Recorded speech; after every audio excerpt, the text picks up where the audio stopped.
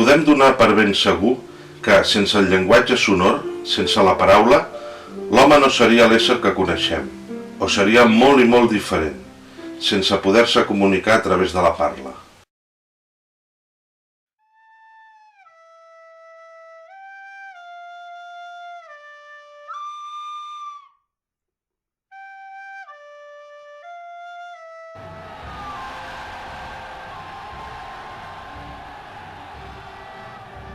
Wir sind doch wieder ein so anständiges Volk geworden. Wir sind doch jetzt wieder ein so fleißiges und tatkräftiges Volk geworden. Was schaffen wir jetzt nicht wieder in Deutschland? Was haben wir nicht für Aufgaben? Man hat uns die ganzen Jahre schon eingeredet, dass der Deutsche sowieso nicht ganz gleichgültig sei den anderen Völkern in der Welt. Was haben wir heute für Aufgaben? Was für gewaltige Werke bauen wir? Wir bauen heute die schönsten Straßen, gewaltige Anlagen, industrielle Art, neue Erfindungen haben wir gemacht, ungeheure Wohnhauskolonien, sie werden entstehen und sind bereits entstanden. Was wird nicht überall gearbeitet auf allen Gebieten? Wir haben bewiesen in diesen 3 Jahren... La paraula ens distingeix dels altres animals. La paraula s'articula amb la modulació de sons vocals formant síl·labes, mots i frases, expressions intel·ligibles per altres éssers capaços d'entendre-les. Però l'home no és l'únic animal que emet sons per comunicar-se. Existeixen altres sistemes de comunicació audibles entre els mamífers i els ocells, sobretot. Fins i tot, alguns rèptils usen del so per fer les seves interlocucions més o menys complexes. L'emissió d'ones vibratòries es dona també entre els cossos i corpuscles microscòpics. L'alteració del medi líquid o aeri amb la vibració de membranes crea oscil·lacions que poden ser percebudes per altres individus capacitats per captar-les o per sentir-les.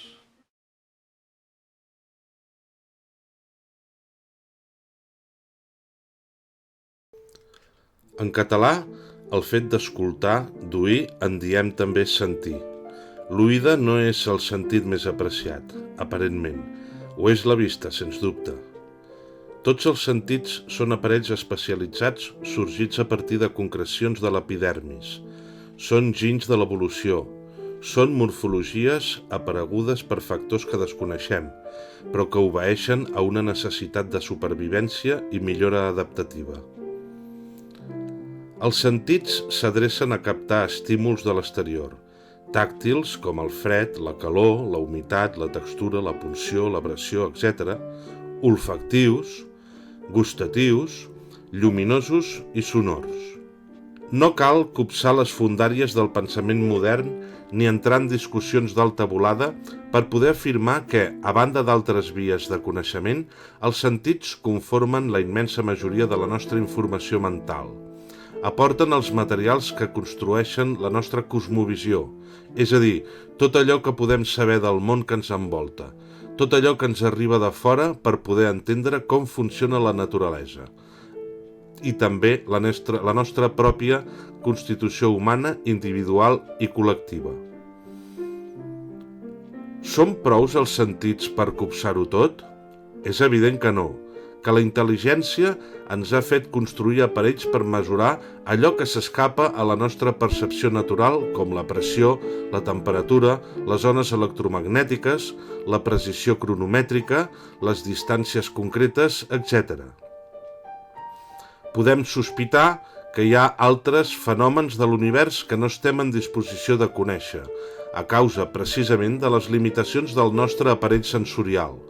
Es parla metafòricament d'un sisè sentit perquè sospitem que allò que ens arriba a través dels altres 5 pot ser incomplet. Solament copsem una part del tot, segurament molt petita. En l'origen no fou la paraula. En l'origen de la humanitat potser sí, gairebé segur. L'hominització i la sofisticació dels llenguatges degueren anar íntimament lligades. No tenim cap prova del llenguatge oral dels homínids antics ni tampoc dels més moderns. És l'escriptura la que ens mostra clarament l'existència d'un llenguatge. Però i abans? Ni idea. Però haver-ne n'hi havia. Podem intuir que el llenguatge humà era divers en funció de les àrees territorials i dels troncs tribals, com ara. És segur que els sons que feien referència a objectes exteriors, a conceptes i a sentiments s'anirien complicant i completant. Al llarg del temps, les transformacions socials, econòmiques i espirituals anirien enriquint les llengües pel contacte d'uns grups humans amb altres a través de migracions, guerres, conquestes, fusions de pobles, submissió d'uns grups a altres i unions col·laboratives, cosa que contribuiria al desenvolupament i a la transformació de les llengües. Algunes desapareixerien i, en general, totes incorporarien les noves paraules que els fossin útils.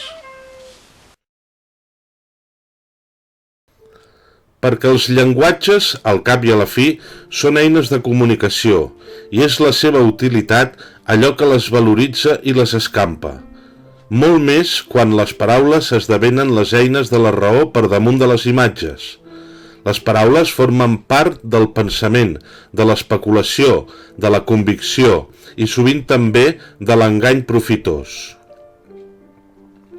L'home que va deixant de ser primitiu construeix un ecosistema on la paraula és indispensable, ho és tot. A través d'ella és capaç d'imaginar el que no existeix i mirar de fer-ho possible, projectant en aquest vehicle privilegiat el pensament i les idees. És llavors quan la paraula ho és tot, i tot pot ser reduït a paraules, les imatges i tot. L'home lògic redueix la naturalesa a una narració sonora o de símbols derivats, malgrat tenir davant seu la realitat del paisatge en l'aroma, dolçor i remor. Hem dit que molts animals tenen llenguatges, alguns en forma de moviments, de dansa, d'altres tàctils, purament epidèrmics, però els simis semblen posseir els elements, potser rudimentaris, a partir dels quals arribarà el llenguatge dels éssers humans. D'ells, dels simis, segons les teories evolucionistes, procedeix l'espècie humana.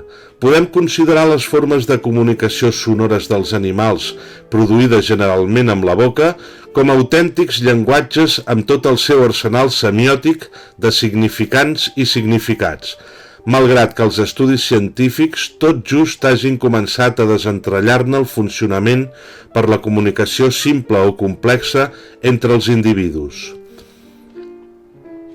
Es poden deduir diferències idiomàtiques entre grups de la mateixa espècie separats per grans distàncies al llarg del temps, com ha succeït entre els humans.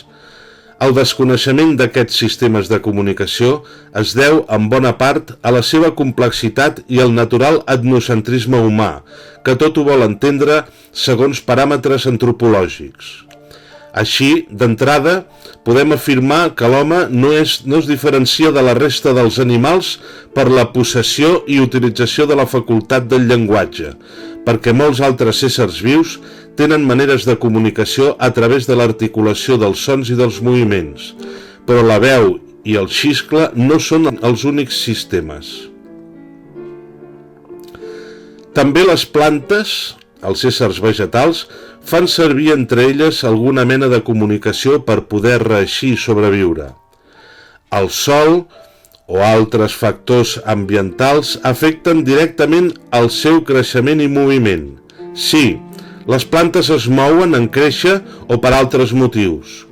Quan un arbust rep l'ombra contínua d'un arbre, es veu impel·lit a orientar les seves branques i fulles en la direcció que més li convé per prosperar.